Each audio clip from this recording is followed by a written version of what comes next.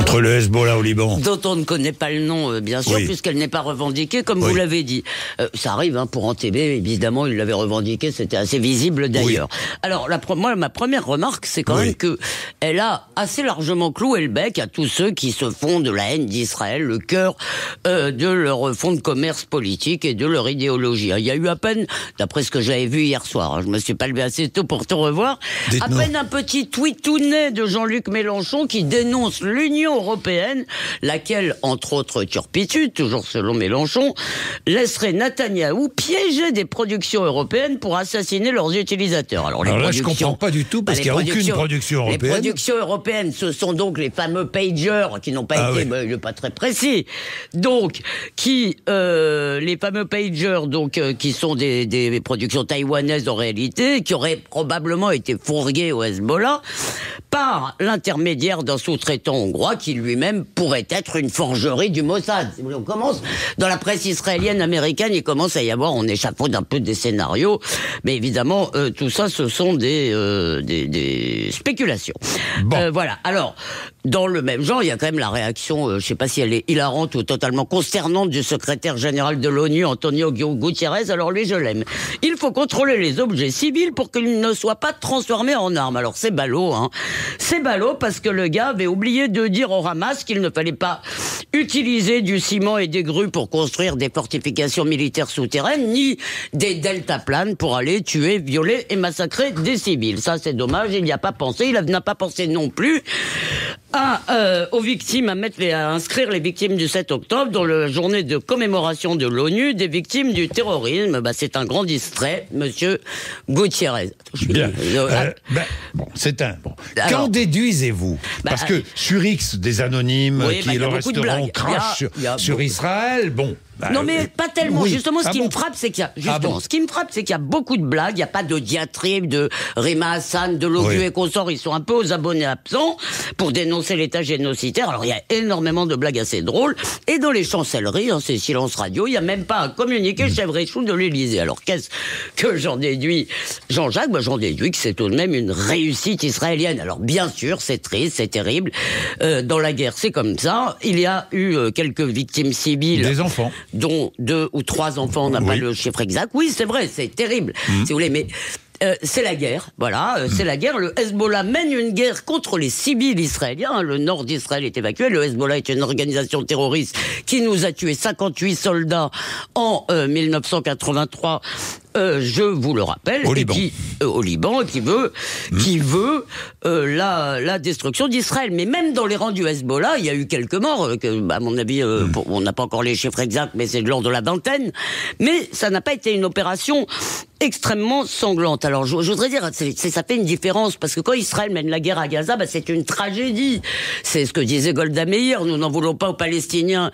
Nous en voulons moins aux Palestiniens de tuer nos enfants que de nous obliger à tuer les leurs. Et donc, à Gaza, c'est une tragédie parce que c'est très difficile d'épargner les civils. Mais là, on est dans un autre registre. On est dans le registre où les gentils, de mon point de vue, tuent les méchants parce que c'est les terroristes, des gens qui s'attaquent aux civils. Et en plus, ils se moquent d'eux. Et c'est l'Israël un peu mythologique des pionniers. C'est l'Israël de l'opération d'Entebbe. Et en termes d'image, de soft power et surtout de restauration de la dissuasion israélienne, c'est énorme. À mon avis, c'est une grande victoire parce que le message, c'est vous voulez notre destruction, nous pouvons vous pourchasser partout et nous n'oublierons aucune des victimes du 7 octobre. Alors je dirais que ça n'est pas une démonstration de force, mais d'intelligence. Et dans le monde entier, les gens regardent ça comme une série Netflix qui existera un jour, Jean-Jacques. Alors bien sûr, le Hezbollah n'est pas détruit, mais il est tout de même affaibli et humilié. Alors peut-être que le ridicule ne tue pas, mais il fait sacrément mal. Bien, Françoise Degois. Oui, je rejoins Elisabeth sur le caractère au-delà de l'opération, sur le caractère symbolique. Vous savez qu'Israël prend quand même des coups depuis la 3e guerre du Liban, avec le sentiment que c'est un pays de plus en plus affaibli, avec la légende urbaine sur l'affaiblissement du Mossad. C'est quelque chose qui est très prégnant dans la société israélienne. israélienne, le Mossad n'est plus ce qu'il était. Enfin, il est réhabilité, là. Il est réhabilité parce qu'il y a ce principe que peut-être vous ne connaissez pas qui s'appelle la Rutzpa. La Rutzpa, en yiddish, ça veut dire, c'est ce qui définit finalement les conditions d'existence et de tempérament israélien. La Rutzpa, c'est un mélange d'audace et de courage. En réalité, culot aussi. De culot et aussi. de culot. Et en réalité, Elisabeth parle d'Entebbe. Moi, je parlerai aussi de l'élimination du Cher Yassine, c'est-à-dire le leader spirituel du Hamas. C'est le premier assassinat ciblé aussi spectaculaire, c'est-à-dire avec carrément avec son téléphone portable. En fait, il est ciblé directement. Donc, moi, je ne me réjouis pas de la mort des civils. Je dis juste que il y a quelque chose qui est, je sais bien, Elisabeth, il y a quelque chose qui est impitoyable dans cela, mais il y a une nécessité israélienne de revenir aussi à quelque chose de moins sauvage. Là, on est dans, comment dirais-je, la mythologie, entre guillemets, israélienne. C'est ce que je dis. Je n'en dis pas plus. Je pense que le Hezbollah a pris une claque terrible. Je pense que Nasrallah... Je vais dire un mot juste sur le Liban et le Hezbollah, si j'ai le temps. Oui. Ce qui est intéressant, très vite. Ce qui est intéressant, c'est qu'aujourd'hui, vous êtes Libanais, non Hezbollah.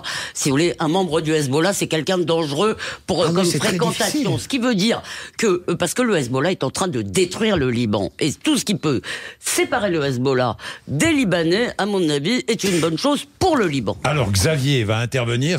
L'un de nos auditeurs, son père est au Liban. Il va nous dire quelle est l'ambiance là-bas au Liban. Ça va être très bien. Et puis, on peut se poser la question, est-ce que nous entrons dans une nouvelle phase de la guerre? Je ne crois pas une minute. Vous n'en croyez pas une minute? Non, parce qu'à chaque fois, vous savez, à chaque étape, on a dit... Non, mais vous avez raison de poser la question, parce qu'on peut se demander. Mais il y a quand même deux échecs majeurs des grands ennemis, des grands satans pour Israël.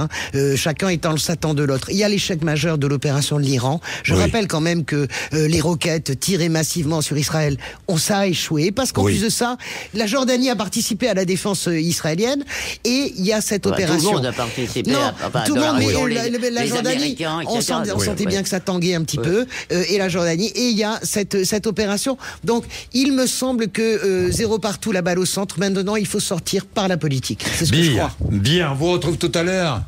D'accord? Avec plaisir. Vous serez là, toutes les deux? Oui, évidemment. Bien, 7h49. Charlie et ses drôles de dames, tu sais. 8h moins 10, Xavier et d'autres auditeurs, 0826 300 300, vous avez la parole sur l'antenne de Sud Radio. À tout de suite.